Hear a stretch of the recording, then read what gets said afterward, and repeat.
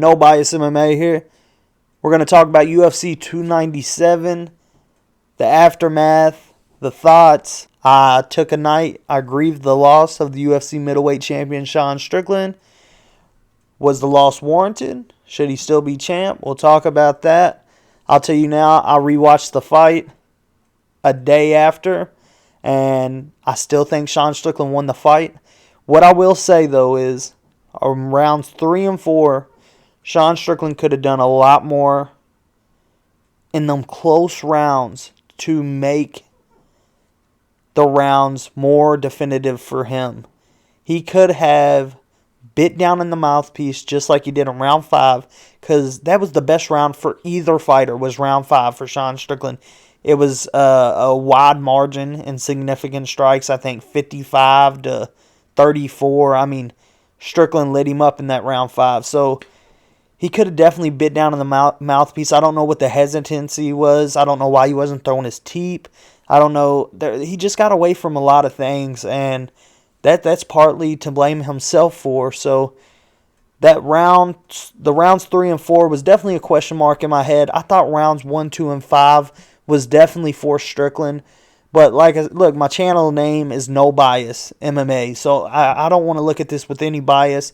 I'm going to talk about what I saw when I rewatched the fight. And I seen Dricus definitely landing what seemed to be the bigger shots, but I think the judges put so much in stock into him just throwing shots. And Strickland's defense is second to no one's. The way he uses that Philly shell and rolls with the punches, parries the punches, it's honestly, it's quite, impeccable. It's beautiful. And judges don't understand that, Dricus threw a lot of kicks that were checked immediately. They were stifled by Sean Strickland. So I just feel like there should be a course on these kinds of things that you have to look at and understand before you can judge a fight and dictate, how careers play out. So definitely in a title fight. And I mean, I just don't feel like there was enough done to take the belt off the champ. I'm not on the belief of you have to, finish the champ to beat the champ.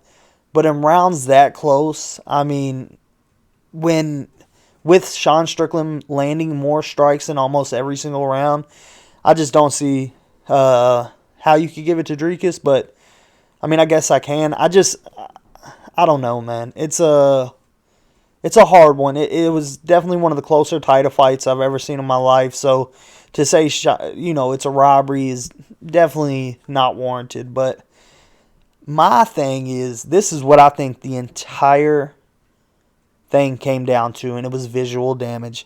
I think they seen the cut, which I believe was from a headbutt. I see people saying it was an elbow. I'll rewatch.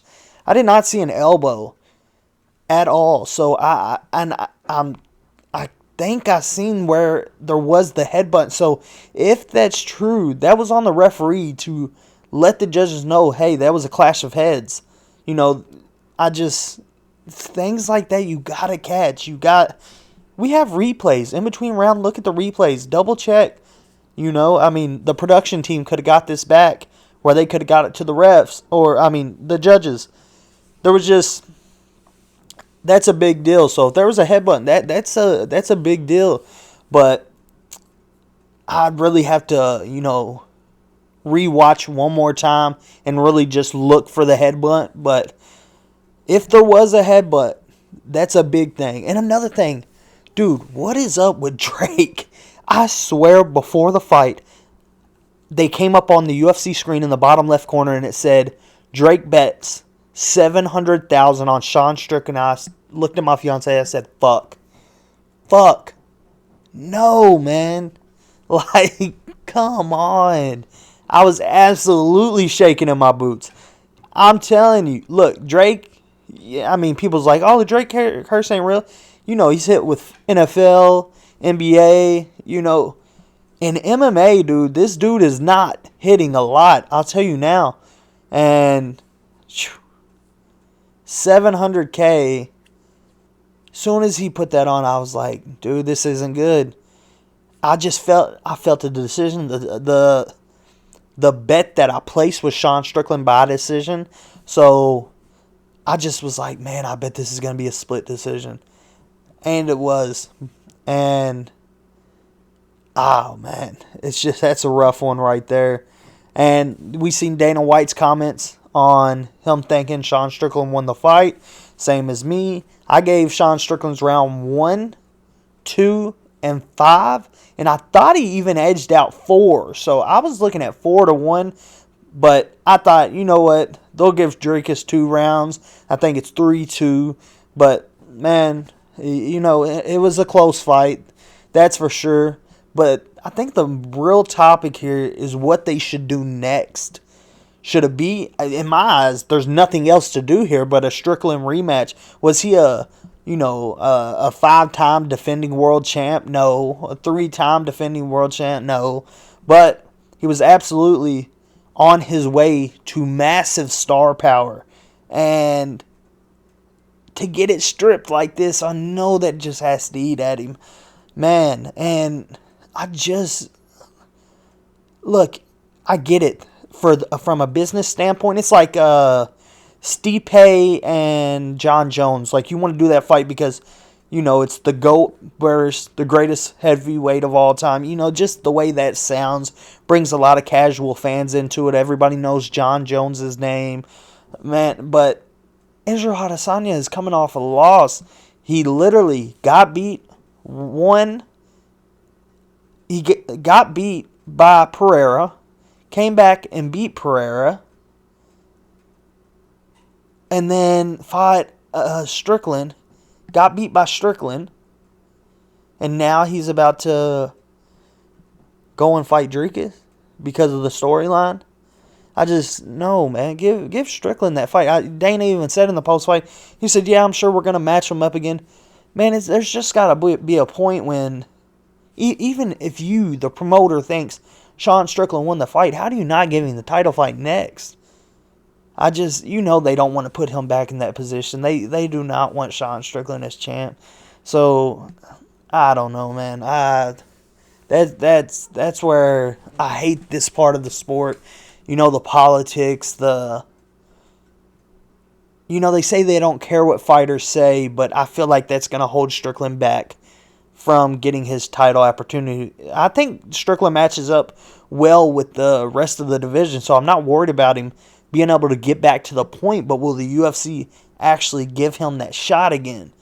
I don't think they will. So, man, it's a rough one.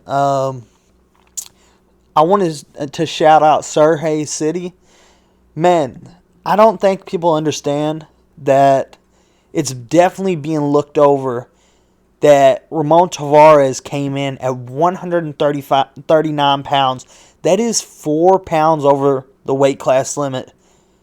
3 pounds. And that is massive. That's damn near a whole weight class up. And Sergey City, I thought, won the fight. All right, even if you give it to Tavares, that's fine. I'm not here to argue with it. I'm just saying the man took the fight, didn't care about the weight miss, and still did what he did. And I think that was another fight where visual damage cost him the fight. It was a common theme tonight. Visual damage was costing so many fighters their win tonight. Because I feel like City definitely did the better work. And no wonder the punches had such an impact on City. And it was definitely because the dude weighed 3 pounds over the weight class limit. I think definitely that was fight of the night. So it definitely should have went to Strickland and Dricus. And on another note, the man took the fight with knowing this dude's got a big advantage on me. That right there, I just had to shout him out. That dude's a savage. He has a bright future. He is clean. He is crisp. He has a chin. He's tough. He doesn't stop going forward. And you can't ask for anything better. I'm a fan of that man. I'm a fan of Tavares, but dude, when you go into a fight with that kind of advantage over someone else, I just for this fight, I'm not saying I don't respect the man, but for this fight, I mean, you should win. You know what I'm saying? I mean, he cuts them 3 extra pounds. What's that do to his chin?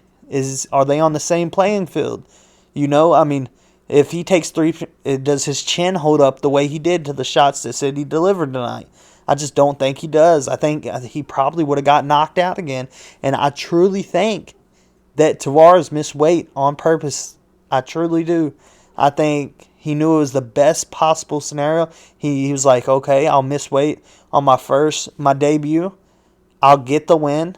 And, you know, it's just, I think it was definitely planned out. So, man, I want to see Sean Strickland get the rematch. I want to see visual damage in the criteria kind of be ran over, as in, I don't know if y'all are from a neighborhood where you've seen fights and you've seen someone get hit and their eye busted up or something, but then get the dog shit beat out of them. I mean, the way somebody looks does not tell the story of a fight. You know, somebody can be heavy-handed and landed, 2 shots that impacted the face of somebody, and the other person absolutely put a clinic on them, but their face is just like some people like, Yoel Romero, who's another person, Cheeto Vera, who just does not get marked up. Like, that does not say who won and didn't win a fight. Yeah, that eats me up, because definitely if that on Strickland was due to a headbutt, that's just wild. And we got a lot more coming up, though. We got a lot of fights to look forward to. Man, it's just a rough one. I really like Sean Strickland. I was really happy about him being champion. I thought he won this fight. I thought he had a great future, and I think no one deserves it more than that, man. Dricus is a great dude. I respect the hell out of Dricus. I mean, look at all the people Sean Strickland spars and goes to war with, and they're always taking the backward step. Dricus did not take a backward step in this fight, so I commend him for that. He wasn't like, Sean Strickland is. I'm not locked in here with Sean Strickland. Sean Strickland's locked in here with me. And that's just that mindset that Dricus du Plessis has. And, dude, that's dope. Like, I love Dricus for that. It's just unfortunate he was fighting somebody that I really, really like. So, of course, I'm upset about it. But I'm a fan of Dricus, dude. I think he's a bad motherfucker. Like, Dricus is athletic as hell, strong as a fucking ox. Like, this dude's double legs are insane. I don't think he has the best top control, but when it comes to a power double, no one can stop that. Like, there's no one that he can't get down to the ground. I think if he could add in some wrestling, control to his takedowns, the dude would almost be unstoppable, because his striking is super underrated, and I think people overlook his striking and kickboxing background. Like, this dude did this. He did this. He lived this. You know what I mean? So I think he's underestimated for his distance management. Like, it's super high tier, and no one is reaching Sean Strickland like he did. No one is landing on Sean Strickland like Dricus did. So yeah, man, I think Dricus is great. I just didn't think he won last night. So yeah, I'm not being biased here. Like, I understand how good Dricus du Plessis is, and I would favor him in a rematch against Whitaker. I would favor it. I think he is a stylistic nightmare for Chimaev.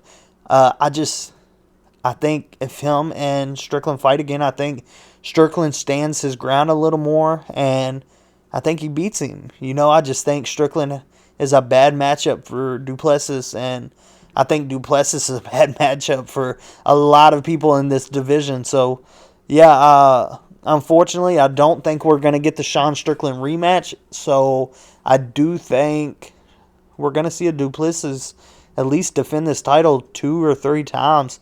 Because, I mean, who's next? Who's next for Duplessis? We're going to do Israel Adesanya. You know what? I take that back. Why did I just say that? All right, if they're going to give him Adesanya, I think that is the one bad matchup for Dricus Duplessis. Because Dricus is not going to walk through Adesanya's strikes. Because, look, Strickland is a great matchup for Adesanya for Strickland's side. Dricus is a very good matchup for Adesanya because he walks forward, doesn't stop pressuring, just like Apollo Costa. He has the ability to take you down, but he doesn't have the ability to hold you down. So I think Dricus would go in there with a grappling heavy game plan, but that doesn't favor him when someone like Adesanya is able to get back to his feet as many times as he is. And I definitely see Dricus trying to stall that fight out for as long as he can. But as soon as they're at range, I just think he's going to walk on to big shots. And I honestly think Adesanya probably finishes him. And if he doesn't finish him, then he definitely will probably get it by the damage. Because I just definitely think the damage in that fight would be majority done by Israel Adesanya. So, look, if Israel Adesanya doesn't get the title shot, and then I could see Dricus definitely defending his title a couple times, maybe even 3 times. But if he does get Adesanya, I think that's the one matchup that isn't so good for him. So, but I commend him for calling him out. He knows the hardest matchup for him. I mean, and he called his shot. So, I'd love to see it. I'd watch it. So if they do give Adesanya the title shot, will I be, I'm not gonna watch that? Absolutely not. I'm a fan of the sport. I'm just a fan that makes YouTube videos. So I'd love to watch it, but I just think there's a more deserving person right now, and that's Sean Strickland. So hopefully we get to see that. I'm trying to think if I'm missing anything because, I mean, I did okay on my predictions. I predicted Sean Strickland to get it done. Didn't get that right. Raquel Pennington, I got that one right. I picked Sean Woodson to get it done. He did it. Chris Curtis, got that right. I can't remember in the Arnold Allen Movsar fight who I picked, but I wanted to say that I thought it was 50-50. So Movsar definitely showed to, you go back to that Mads Burnell fight where Arnold Allen fought Mads Burnell and he ended up getting with that guillotine choke. Man, he got taken down over and over and over again. So there was definitely a game plan there. There was a fight you could look back at, and there was a path to victory for Movsar, and he's seen that. So we just hadn't seen Arnold be held down in so long, so I couldn't say with confidence that Movsar was just going to run through him, and yeah, what about that? I want to talk about that Sean Woodson, Charles Jourdain incident. I was on the phone with the buddy. We always, talk while we're watching the fights, and he said, Charles something Woodson, and I was like, no, he did not. I rewatched it, and he definitely said Sean Woodson, and could we just see how clear? I mean, he didn't even seem like he cared that he lost. He was like, oh, I won? Hell yeah. He was like, it was a close fight. I think he thought the fight was a lot closer than it actually was because I had Sean Woodson winning every single round. So I don't know. But I've never seen somebody not care if they won or lost the fight. He just didn't give a damn. But, dude, I love Sean Woodson. I actually got to meet him in Nashville, Tennessee. So that's super cool. Neil Magny, Mike a lot. That's one I got wrong. I definitely have him a lot. But I did place a bet on Magny. I placed a bet on Magny by decision, which didn't hit, obviously, at plus 500. And, damn, Mike Malott pissed me off because let me tell you why. I had him on my parlay, so that's one reason I was pissed off. But the reason he pissed me off is, man, you dominate a fight. You have 30 seconds to go, and you didn't dude, you're a grappler. And yes, he mounted you from the back. Okay, he had the hooks in, but you can't. I get you're tired. I get you're exhausted, but you can't rotate out. You can't, shuck your hips, go to a side. I mean, I've trained. I know what you do in that position. You can't get to a hip move. It's just, I don't care how exhausted you are. Just do something for 12 more seconds and you get to stay in the fight and you win. And after, he's on his knees and he's laughing. I don't know if that was his way of coping with what just happened, but dude, you're laughing, you're smiling about it. And it was just like, what just happened, man? I just, man, I mean, hey, but as pissed as I am or was pissed about it, I can only imagine how pissed he is today, whether he was laughing or not. Like, man, that changes the trajectory of everything that he had going for him. But, as people say, look, like the guru said, I feel bad for him. Like, dude, he wasn't ready. So if it didn't happen today, it was going to happen next. So it only gets steeper and harder from here. So no way was he ready for top 10, top 15 even. I mean, put him in there with someone like Jeff Neal and it's a wrap. So I didn't like that. You just cost yourself with 12 seconds of victory that you was winning with ease, and you're underneath smiling about it. That was a little off. The City Tavares fight was fucking insane. I thought City did enough, and I picked Tavares, so I got the pick right. But I did think City had done enough, and he just really gained a fan out of me. And man, I think that dude has a bright future. I think Tavares has a bright future, but Tavares got to get his shit together. I don't, man. It's hard to respect anybody that comes in 4 pounds overweight on your debut. You ain't had a fight. You've had time to get ready for this. He said, I don't have a nutritionist. Man, what's that going to change with the $10,000 check? You know what I mean? What changes from now and the next time you fight? You're not rich. You didn't just strike a gold mine. You know what I mean? So I don't know how much actually changes for him. And he's definitely, I think, he's a thick dude, but he'd be like a John Lineker up at 145. So I think he really has to find his way at 135 and come in and make that weight. I truly think it was a design weight miss. So yeah, I don't like that. I think Sergey City would have pieced him up at, obviously skill for skill, they're very evenly matched, and the power favors Tavares, but you take away that 3-4 pounds weight miss, and I don't think his chin holds up like it did. So yeah, man, it was a good call all in all. Definitely there were some duds. It was some slow fights, but yeah. Oh, and shout out to Gillian Robertson. She really showed out. She's great being the hammer, not so good being a nail, and there was some adversity there for a second there, like Polyana Viana was getting off on the feet, and she just showed the ability that she can get it to the ground. If she can get it to the ground, she'll survive with anybody. So yeah, man, it was some good fights, some great fights, and then there were some duds, but that's with every card. I thought it was a great one. I do think the fight of the night was gave to the wrong person. I agree with MMA Guru on what he said. These dudes are rich, man. Give the kids that need it the money, One thing.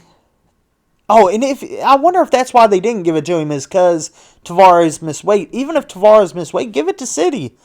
Hopefully they look out for City. But another thing I want to talk about real quick before I go, the Weasel, man. I seen his big breakdown on who won the fight, Strickland versus Dricus du Plessis, and he was like, did they get it right? First off, he broke down the wrong rounds. He did the second round, which is one of them in question, and then he did the third round, which it should have been the second and the fourth round. I thought third was clearly for Dricus. So first off the bat, he did the wrong round in mixing up the third and the fourth when it should have been the fourth. And look, I get it. I've seen people saying, "Oh, you're not putting stock into the jab," and I agree, but some of the jabs, not all the jabs. Like, all right, look at Movsar Evloev against Allen tonight. Movsar hit him with a step-in jab that put him down, rocked him. And jabs have big impact, man. And with with Sean Strickland, dude, his jab is a cannon. Like, even Dana White was like, dude, you don't see a jab like that in MMA. So, yeah, man, I definitely think there was some medium strikes that Sean Strickland threw that were jabs that wasn't counted in there. And I think if he does count them, I think in the second and the fourth round, you're going to definitely see a lean Sean Strickland's way, because there was so many times Draken was coming forward and he got stuck by that jab. And that's what I'm saying. Like, yes, Drakus landed some hard shots, but Sean landed the shots that moved Drakus. Like, it put him off balance. Sean Strickland never got rocked. He never lost his footing. So, yeah, that's one thing I wanted to point out. I don't think that was scored correctly. And I'm a fan of the Weasel, a big fan. I watch all his videos. I think he does a great job. But that one I think he got wrong. Definitely in 2 and 4 was the rounds in question. Round 3 I thought was definitely Drakus' round. Yeah, we just got to put stocks in jabs, man. Jabs, they're killers. They're like they're like a teep kick to the gut. It has that same impact. It's like a lead leg kick. It has that same impact. You take a couple lead leg kicks, it can put you down. It can put you out of the race. So, man, jabs are thunderous. They set up everything, and if you use them right, they can put somebody down. They can hurt somebody. They can blind somebody. They have so many uses. Like, I just don't understand this, underestimating a jab and what it can do and what it does do and what it did do in this fight. Like, it took 2 rounds for Strickland to almost close that eye. And I just wish he would have targeted him more, because he probably could have got a stoppage in this fight, by a doctor stoppage. But, man, it was a close fight. Great fight. We're going to see it again. I don't know if it's as while Drakus is as champ. That should be the next fight. Do I think they're going to do it? No, I think they'll chase the money and give him the Adesanya fight. But it's a shame. Regardless, until next time, I got some stuff coming for y'all this upcoming week, so stay tuned, and y'all be hearing from me.